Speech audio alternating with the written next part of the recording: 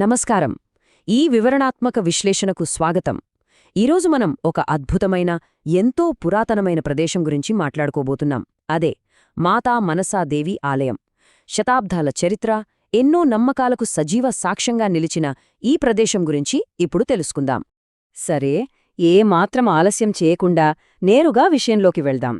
అసలు ఈ గుడి పేర్లోనే ఒక గొప్ప అర్థం దాగి ఉంది. మనసా అంటే మనసులోని కోరిక అని అర్థం. భక్తుల మనసులోని కోరికలను తీర్చే చల్లని తల్లిగా మాతా మనసాదేవికి ఒక ప్రత్యేకమైన గుర్తింపుంది. ఇక ఈ విశ్లేషణలో మనం ప్రధానంగా 5 అంశాలను చూద్దాం. ముందుగా ఆలయం ఎక్కడుందో చూస్తాం. ఆ తర్వాత స్థానిక పురాణాలు, ఆసక్తికరమైన నిర్మాణ చరిత్ర, ఆధునిక కాలంలో జరిగిన అభివృద్ధి, చివరగా భక్తుల నమ్మకాలు, అక్కడి ప్రత్యేకతల గురించి తెలుసుకుందాం. ముందుగా మొదటి అంశం మాతా మనసాదేవి స్థానం గురించి చూద్దాం.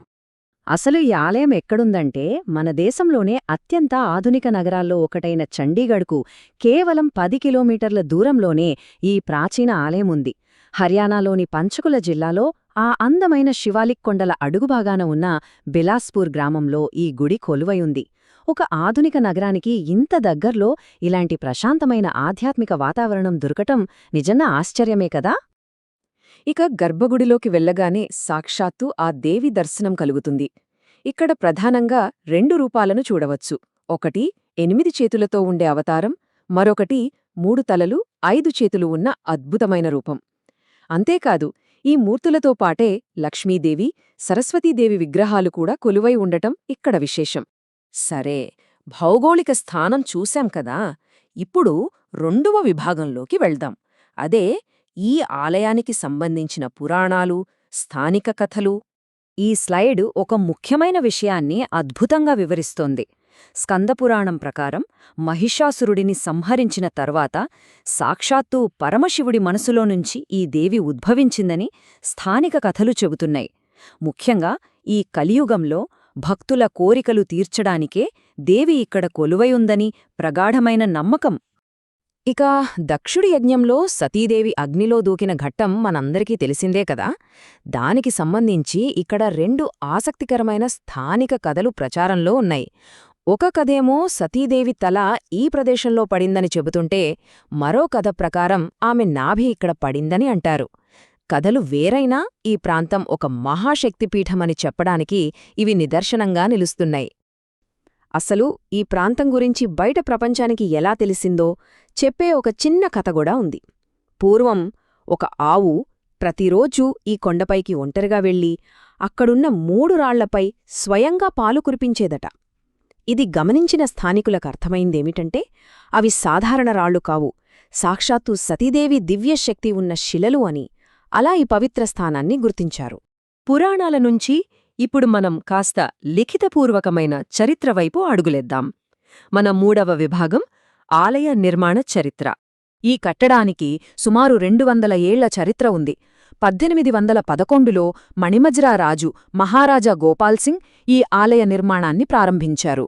1815 నాటికి ప్రధాన ఆలయ నిర్మాణం పూర్తయింది.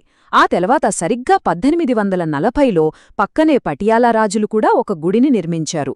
దాన్నే పటియాలా మందిరం అని పిలుస్తారు. ఈ కట్టడం వెనుక ఒక గొప్ప చారిత్రక అనుబంధం ఉందండి. పటియాలా మహారాజా భూపీందర్ సింగ్ తన రాణి కోరిక మేరకు ఫిరోజ్పూర్ బంగాల్లో ఉన్న ఒక పాత మనసాదేవి గుడి నుంచి సుమారు 5 నుండి 7 పాత సిర్హిందీ ఇటుకలను తీసుకువచ్చి ఈ కొత్త ఆలయానికి శంకుస్థాపన చేశారట. పురాతన మూలాలను కొత్త కట్టడంతో అనుసంధానించే అద్భుతమైన ఆలోచన ఇది. ఇక ఇప్పుడు ఈ స్లైడ్ గురించి చెప్పాల్సిన అత్యంత ఆసక్తికరమైన విషయం ఒకటుంది. అదే ఈ నంబర్ 38. ఈ సంఖ్య దేనిని సూచిస్తుందో ఊహించగలరా? సాంప్రదాయ హిందూ వాస్తుశిల్పంతో నిర్మించిన ఈ ఆలయ గోడలపై 38 అద్భుతమైన ప్యానెల్స్, అంటే అద్భుతమైన చిత్రాలు, పూల డిజైన్లు చెక్కబడియున్నాయి. నాటి కళాత్మకతకు ఇవి అద్దం పడతాయి. సరే, పాతకాలపు రాజుల పాలన చూశాం. ఇప్పుడు స్వాతంత్ర్యం వచ్చిన తర్వాత ఈ ఆలయ నిర్వహణ ఎలా మారిందో మన తదుపరి విభాగం ఆధునిక కాలంలో అభివృద్ధిలో పరిశీలిద్దాం.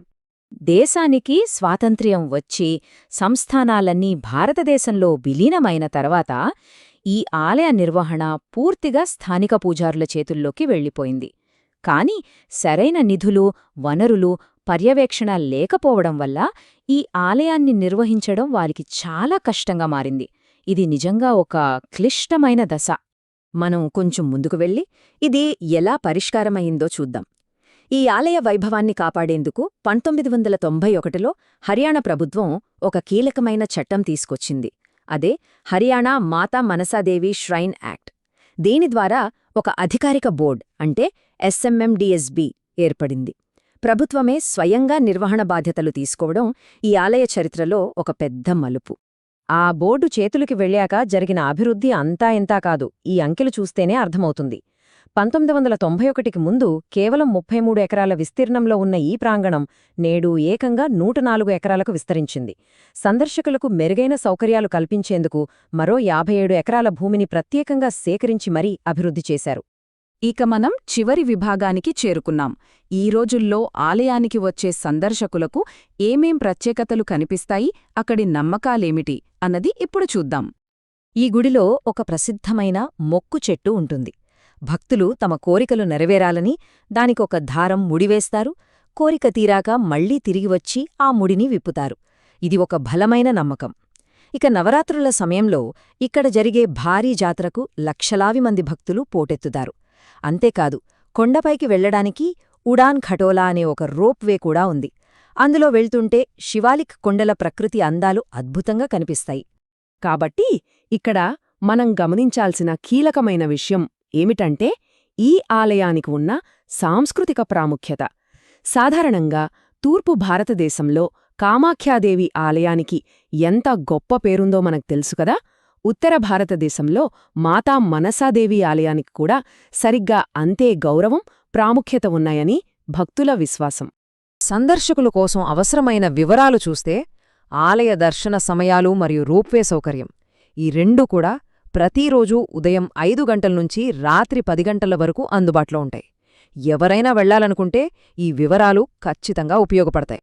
ముగింపుగా మనందరినీ ఆలోచింపజేసే ఒక ఆసక్తికరమైన ప్రశ్న.